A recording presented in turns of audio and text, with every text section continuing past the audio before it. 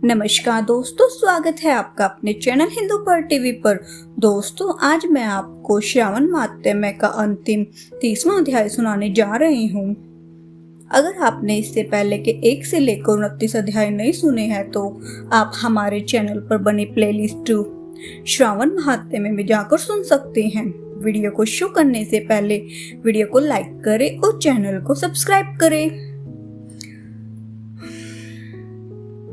श्रावण माहात्म्य का 30वां अध्याय, श्रावण मास का संक्षिप्त माहात्म्य तथा उसका सुनने का फल।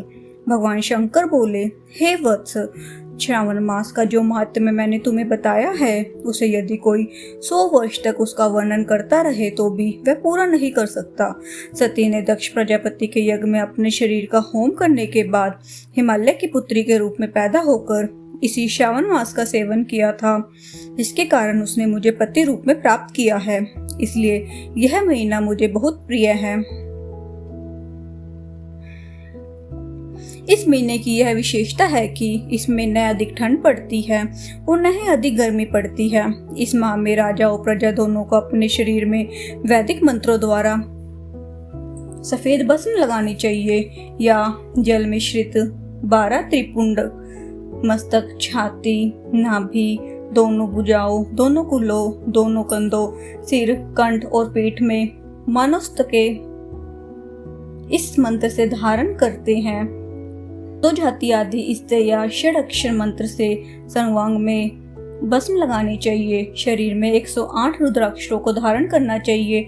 32 रुद्राक्ष गले में, 22 मस्तक में, 12 दोनों कानों में, 24 दोनों हाथों में, 8 दोनों भुजाओं में, 1 भाल में और 1 शिखाग्र भाग में धारण करने चाहिए। पंचाक्षरी मंत्र ओम नमः शिवाय का जाप करना चाहिए। श्रावण मास को मेरा प्रिय मास जानकर इस मास में मेरी तथा केशव की पूजा करनी चाहिए। मुझे इस महीने में कृष्ण जन्माष्टमी अधिक प्रिय है। इसी दिन देवकी के गर्भ से श्री कृष्ण का जन्म हुआ था। हे वत्स, मैं तुमसे श्रावण महीने का लेश मात्र माहात्म्य कहा है, अब तुम क्या सुनना चाहते हो? संत कुमार बोले, हे भगवान, श्रावण मास में जिन कर्मों को आपने बताया उन्हें सुनने के समय आनंद रूपी सागर में मगन हो जाने के तथा अधिक हो जाने के कारण सब बातें स्मरण रही। हे नाथ, तथ्य रूप से आप सुनाए जिससे कर्म से पता चले तथा मैं भक्ति पूर्वक ग्रहण कर सकूं। भगवान सदाशिव बोले, समाहित हो शुभ अनुकर्मणिका सुनो। शौनक ऋषि का पूर्व प्रश्न है, अनंत सूजी का उत्तर है। सुनने वाले के गुणों की कथा, तुम्हारे प्रश्न और श्रावण मास की तथा श्रावण की स्तुति। हे मनुश्रेष्ठ, फिर सविस्तार तुम्हारा प्रश्न हुआ। तुम्हारे द्वारा मेरी स्तुति नाम निर्वचन आदि सहित हुई।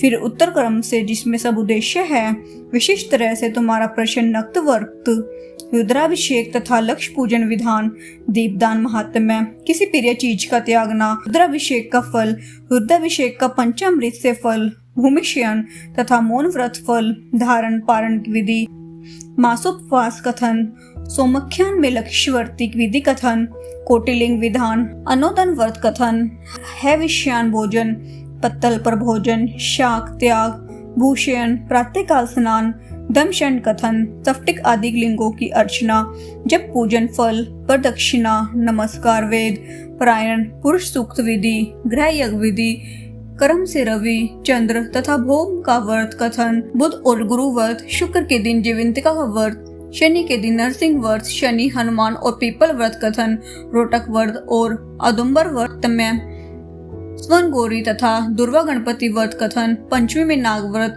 षष्ठी को सुपदन, सप्तमी को शीतला व्रत और पवित्रारोपण विधि, नवमी को दुर्गा कुमारी पूजा, दशमी को आशा व्रत, एकादशी दिव्य व्रत, द्वादशी विष्णु पिथ्यार्थ पवित्रारोपण, त्रयोदशी को कामदेव व्रत, चतुर्दशी को शिव पिथ्यार्थ पवित्रारोपण, पूर्णिमा को उपाक्रम उत्सर्ग तथा श्रावणी क्रम विधि, सर्प बलि, हरग्रीव जयंती महोत्सव, सभादीप, रक्षाबंधन तथा गजानन का संकट नाशन व्रत, कृष्ण जन्माष्टमी व्रत एवं कथा विधि, पिठोर व्रत, पोला संख्यक वृषभ व्रत, दर्प संग्रह, नदियों का रस सवला काल, सिंह की संक्रांति में गो प्रसव होने पर अनिष्ट शांति, कर्क सिंह श्रावण में दान, स्नान युक्त मास महात्म्य, श्रवण एवं कथम, व्यास पूजा, अगस्त्य ऋषि विधि, क्रम तथा व्रतों के फल का निर्णय एवं मास महात्म्य के सुनने से मास के समस्त व्रतों के फल का भागी होना है।